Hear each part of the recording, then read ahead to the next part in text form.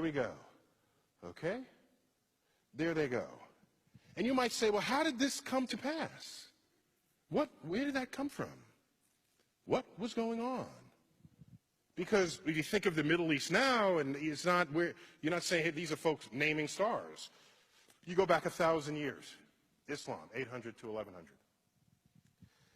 In that period, which is generally called the golden age of Islam, of Islamic science, golden age, there was no greater golden age in the history of the world before or after. When you look at the sum of advances that came out of that period in Baghdad, algebra was invented in that period.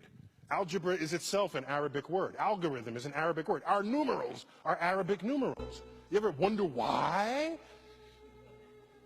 You ever stop and think why they're called Arabic numerals? In that period, mathematics took great leaps and bounds. Agriculture, engineering, medicine, navigation.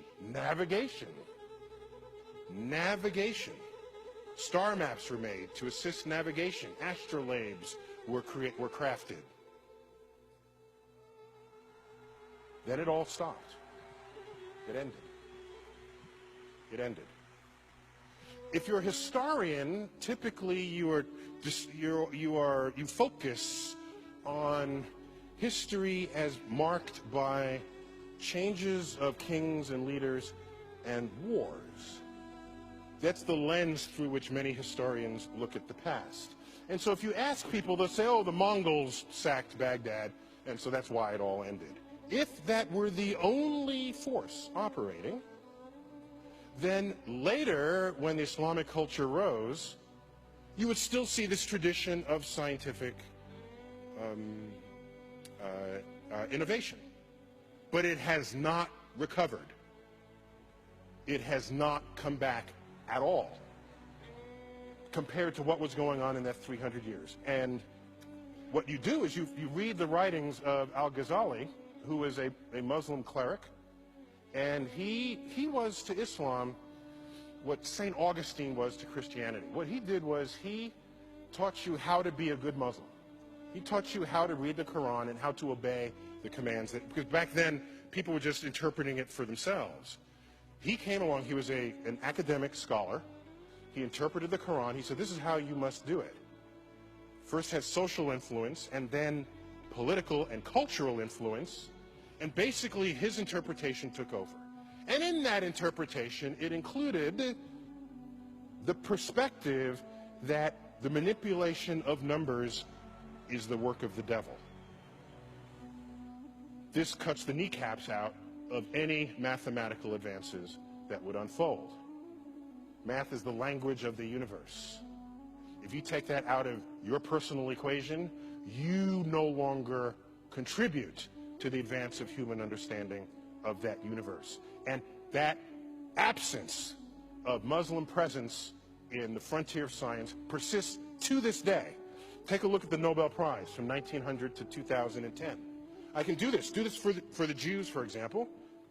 How many Jews in the world? There's like 15 million tops. 15 million out of 7 billion people. These are the numbers of Jews who have won the Nobel Prize in the sciences. 25% of the Nobel Prizes. We have a Jewish person in the audience. Congratulations. Okay, fine. Okay. This is rightly something to be extraordinarily proud of. The traditions of Jews in the 20th century is one of education and scholarship. In earlier centuries, it was one of very strict sort of study of the Torah.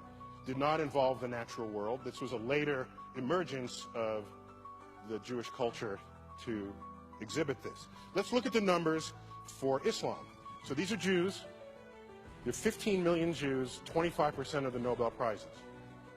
There's 1.3 billion Muslims in the world.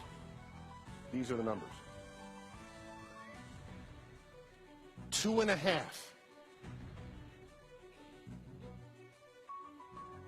Okay, I'll give you 3 if you really want to include economics as a full number there. Okay? If you got to give it a full number, okay, okay. I lose sleep at night with the question, how many secrets of the universe lay undiscovered, because 1.3 billion people who in an ancestral time would have participated in this enterprise and are now not. That's what I think of as a scientist. Whole populations. By the way, there are other populations that never contributed. I'm not going to them and blaming them. I'm talking about a population that already did contribute. It's in the cultural heritage already. All we're